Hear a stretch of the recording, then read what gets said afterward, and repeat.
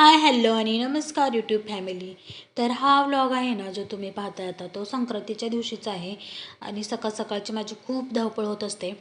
तर मी आज ना संक्रांतीच्या दिवशीचा व्लॉग कंटिन्यू करत आहे. तो अपलोड करायचा राहून गेला होता तसाच.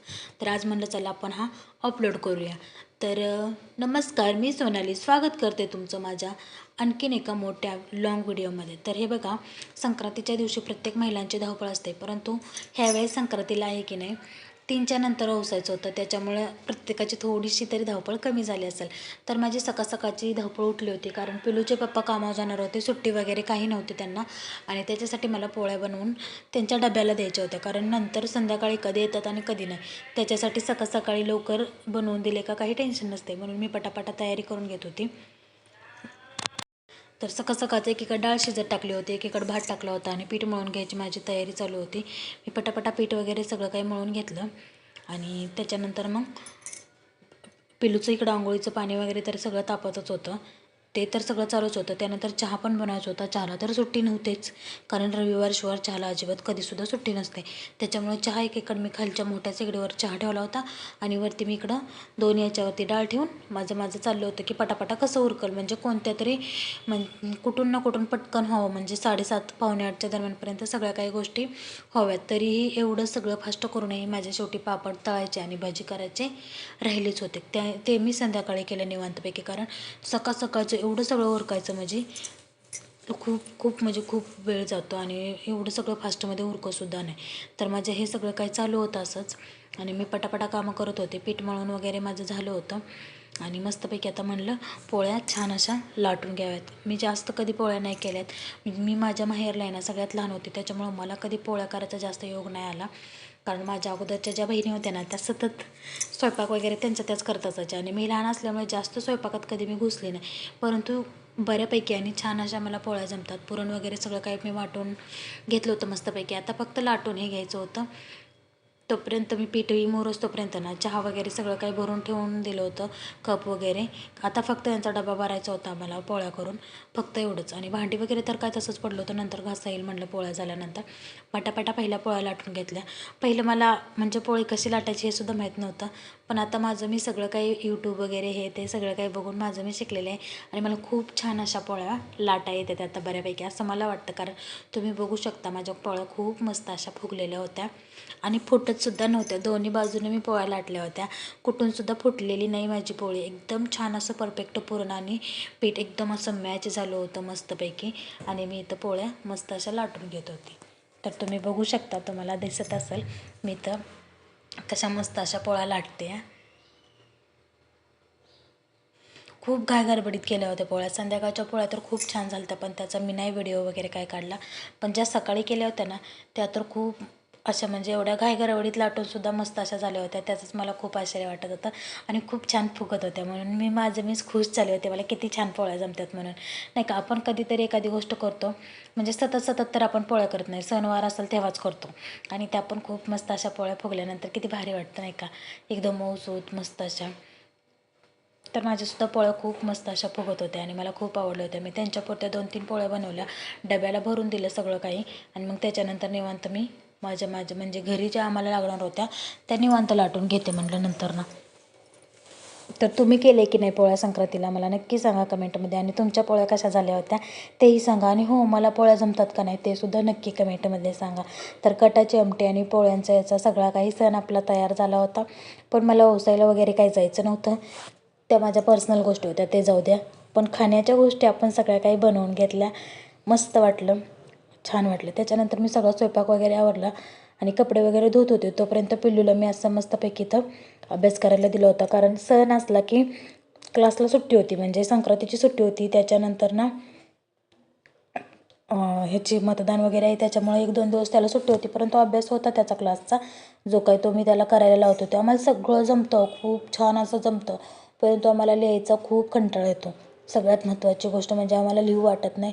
आम्हाला फक्त कार्टून बघायचं असतं, नाही तर मग खेळायला जायचं असतं खाली, नाही तर मग सायकल खेळायची असते. एवढं सगळं छान लिहिता येतं आम्हाला, पण लिहायचा खूप कंटाळा येतो. मग तेव्हा ते कसं तर गोडीने लिहायला लावायचं गोड बोलून, तेव्हा कुठंतरी तो अभ्यास पूर्ण होतो मस्तपैकी असा.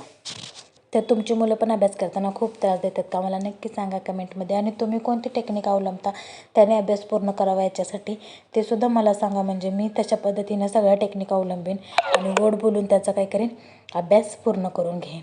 ओके. तर हे बघा अशा पद्धतीनं आमचं पिल्लू बऱ्यापैकी म्हणजे छान लिहितं. 1 महिना तर झालं मला वाटतं. 9 तारखेला त्याला क्लास लावलेला 1 महिना होत आलं आणि खूप छान पद्धतीनं तो लिहितो. तोपर्यंत मी फरशा वगैरे सगळं काही पुसून घेतलं. कपडे मी धुवून बाहेर ठेवली होती आणि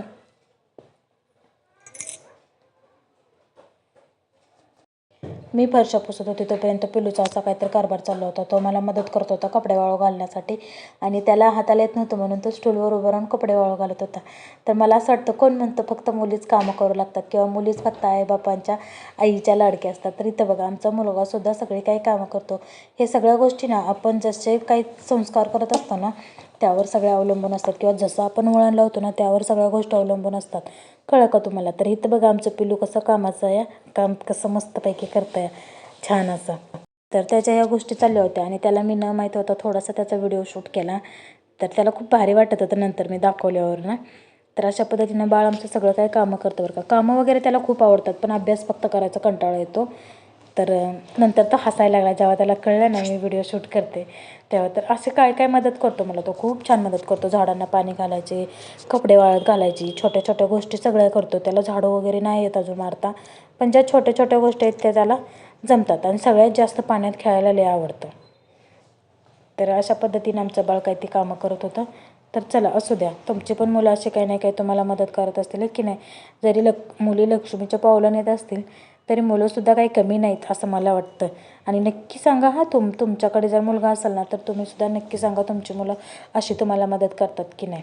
तर हे सगळं झालं आणि त्याच्यानंतर ना माझे ना 1-2 पार्सल पण यायचे होते त्याची मी वाट बघत होती. कारण पोचायला तर काही जायचं नाही आणि मग दिवस तर असाच जाणार होता. तर ते पार्सल काही संध्याकाळ झाली तोपर्यंत तर काही नव्हते आले. त्याच्यानंतर मग मी टेरेसला नेलं पिल्लूला आणि तर सगळीकडे बघल तिकडं पतंगच पतंग होते. कारण तुम्हाला दिसते का नाही काय माहिती पण पिल्लूसुद्धा थोड्या वेळ पतंग उडवत होता. प्रत्येकाच्या टेरेसला होम थिएटर किंवा डीजेचं ते हे असतंय ना साऊंड बॉक्स सगळं मांडलेलं होतं आणि प्रत्येक टेरेसला ना नुसती मुलं डान्स करत होती. तर आमचा पिल्लूसुद्धा चान्स मारून घेत होता डान्स करायला.